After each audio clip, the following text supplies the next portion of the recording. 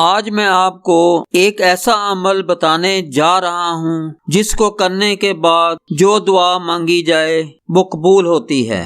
اس عمل کو جمعرات اور جمعہ ان 2 دنوں میں کیا جا سکتا ہے۔ اس عمل کے بارے میں مختصر یہ کہوں گا کہ یہ ہر دعا قبول کروانے والا عمل ہے۔ اکثر لوگ مختلف وظائف کے بارے میں پوچھتے ہیں، کسی کو رزق میں کہ شادی کے وظائف چاہیے، کسی کو اولاد کے لیے، یا کسی کو اپنے اوپر ہوئی بندش دور کرنے کے لیے وظائف چاہیے، یا کسی کو گھر میں برکت کے لیے وظائف چاہیے۔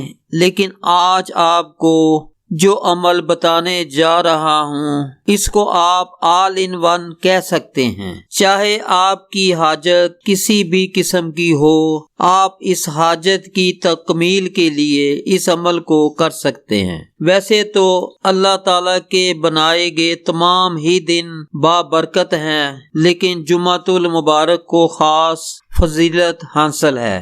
ویسے تو روزانہ اپنی حاجات اللہ کے حضور پیش کرتے رہنا چاہیے، لیکن جمعۃ المبارک کو خاص اہتمام کرنا چاہیے۔ یہ جو آج میں آپ کو عمل بتانے جا رہا ہوں، مختصر آپ اس عمل کے بارے میں بتانا چاہوں گا کہ یہ منتیں اور مرادیں پوری کروانے والا عمل ہے۔ ضرورت چاہے چھوٹی سی چھوٹی یا بڑی سے بڑی ہو، ہماری ضرورت پوری ہو جائے، اس مقصد کے لیے اللہ کے حضور دعا کرنے کا حکم دیا گیا ہے۔ عمل کی طرف چلتے ہیں۔ جمعرات کے دن فجر کی نماز کے بعد آپ اس عمل کا آغاز کر سکتے ہیں۔ آپ نے 33 بار سورۃ مزمل کی تلاوت کرنی ہے۔ اس عمل کو آپ نے جمعے والے دن مغرب تک مکمل کر لینا ہے۔ جب آپ جمعے والے دن مغرب کی نماز ادا کر لیں تو